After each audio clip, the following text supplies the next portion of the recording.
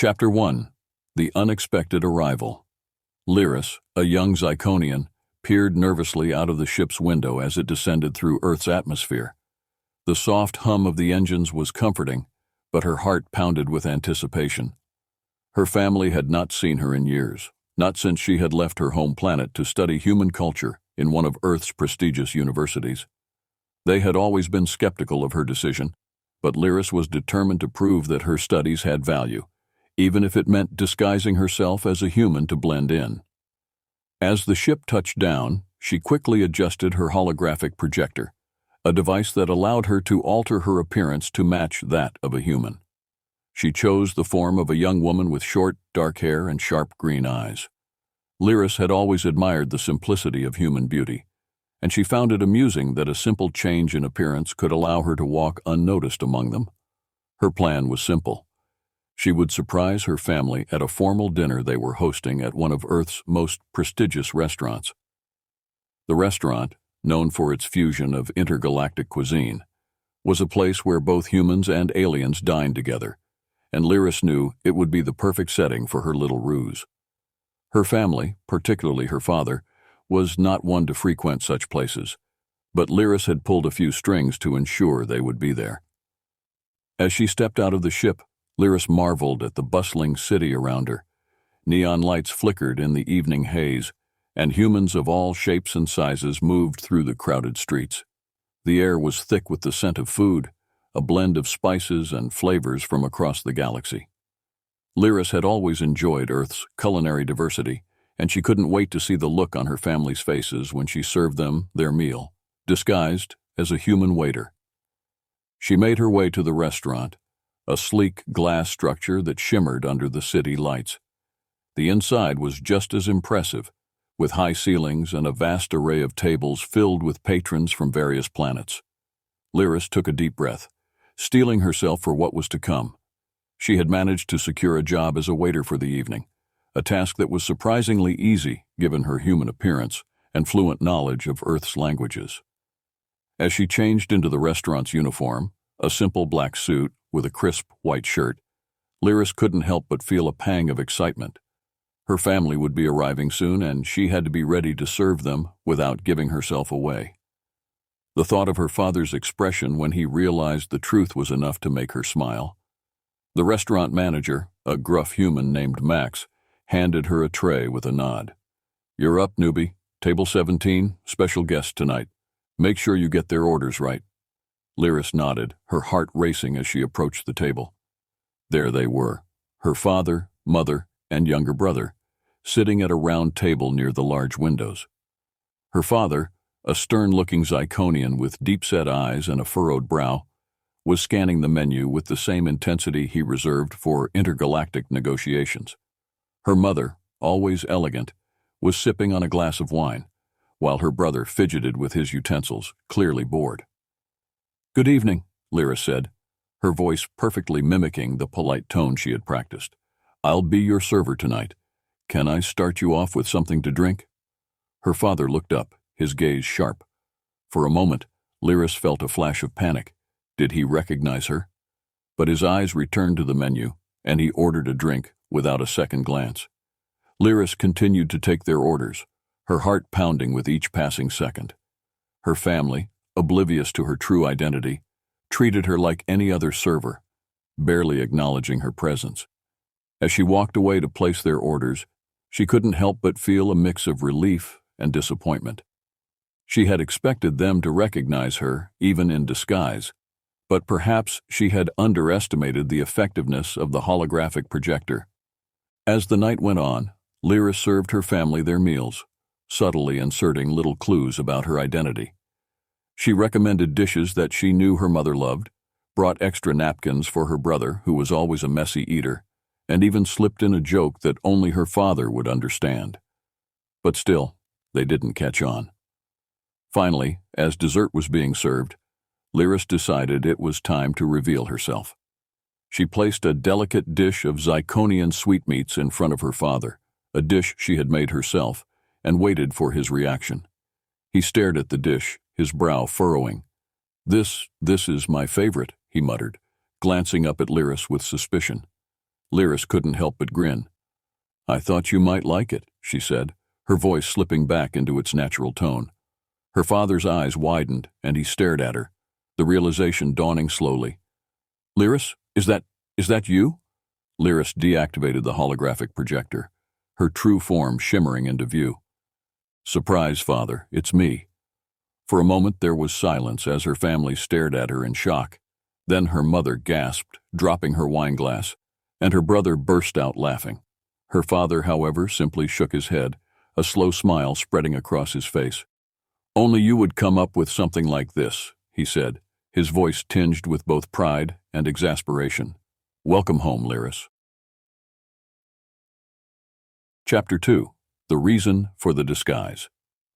As the shock of Lyris's surprise began to fade, the restaurant staff discreetly gathered near the edges of the room, whispering among themselves.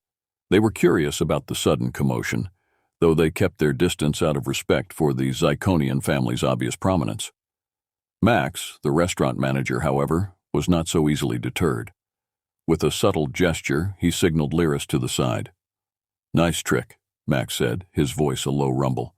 "But you might have warned me before you pulled a stunt like that." Lyris smiled apologetically, her holographic disguise now deactivated entirely. "I didn't want to spoil the surprise. I'm sorry if I caused any trouble." Max huffed, crossing his arms over his broad chest. "Trouble? Nah, just made tonight a lot more interesting. But you've got some explaining to do with that family of yours." Lyris nodded, glancing back at her family, who were still recovering from the revelation. "That's true. I better get to it." Returning to the table, Lyris took a deep breath. Her father's gaze was intense, as if he was trying to gauge her intentions without asking outright. Her mother, still slightly shaken, was the first to speak. "Lyris, what is all of this?" she asked, her voice wavering between confusion and concern.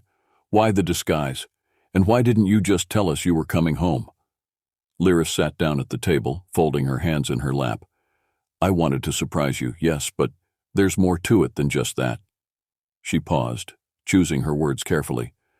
"I've learned so much during my time here on Earth, about humans and their culture, but also about how they view us, Ziconians and other species.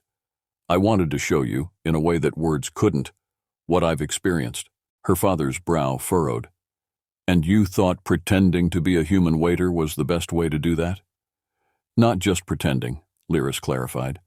"I've been living as a human for a while now, blending in, understanding their world from their perspective. I've seen how they treat each other, and how they treat those who are different. I wanted to experience it for myself, to understand why humans are so fascinated and sometimes intimidated by us." Her brother, who had been listening quietly, leaned forward, his curiosity piqued. "And what did you find out?" Lyris smiled softly, appreciating his interest. "I found out that humans are more complex than we give them credit for. They can be kind and generous, but also fearful and suspicious of what they don't understand. They're not so different from us, really." Her father, though still skeptical, seemed to soften at her words. "So you've been playing human to learn about them. But why surprise us like this? Why not just tell us about your experiences?" "Because I wanted you to see it for yourselves," Lyris explained. "To see how easy it is for us to blend in, and how little they know about us when we do. I wanted to bridge that gap, even if just a little." Her mother reached across the table, taking Lyris's hand in hers. "We're proud of you, Lyris, even if your methods are a bit unconventional." Lyris squeezed her mother's hand, feeling a wave of relief. "Thank you. I know this wasn't the reunion you expected, but I'm glad you're here. I've missed you all so much." Her father cleared his throat, his stern expression betraying a hint of emotion. "We've missed you too, Lyris. And while I may not fully understand your reasons, I trust you know what you're doing. But this disguise, are you planning to keep it?" Lyris shook her head. "No, this was just for tonight. I wanted to surprise you and make a point, but I'm done hiding who I am. I'm ready to be Lyris again, just as I am." Her father nodded, satisfied with her answer. "Good, because your place is with us, as our daughter and as a Ziconian." Lyris felt a warmth spread through her chest at his words. She had feared that her time among humans would distance her from her family, but instead it seemed to have brought them closer together. As the night wore on, the family fell back into their old rhythm, sharing stories and laughter. Lyris couldn't help but feel a sense of fulfillment. Her surprise had been a success, and more importantly, she had proven to herself that she could bridge the gap between her two worlds. Chapter 3. Unveiling the Hidden Tensions. The following day, Lyris found herself walking through one of the city's sprawling markets with her family. The vibrant colors and sounds of the bustling streets provided a stark contrast to the formal setting of the restaurant from the previous evening. Lyris had suggested the outing, wanting to show her family the human side of life she had grown fond of during her time on Earth. As they passed stalls filled with exotic foods, handcrafted jewelry, and clothing from across the galaxy, her brother couldn't help but marvel at the diversity. "This place is incredible. I've never seen so many species in one spot." Lyris nodded, smiling at his enthusiasm. "That's one of the things I love about Earth. It's become a hub for so many cultures, and everyone brings a piece of their home with them. But there's also an undercurrent of tension, especially when different cultures clash." Her father, always the diplomat, listened intently. "Tension? Are you referring to the human attitude toward aliens?" "Partly," Lyris replied. "But it's more than that. Humans are still adjusting to their role in the larger galactic community. Some see us as allies, others as threats. And there are those who fear we're here to take over.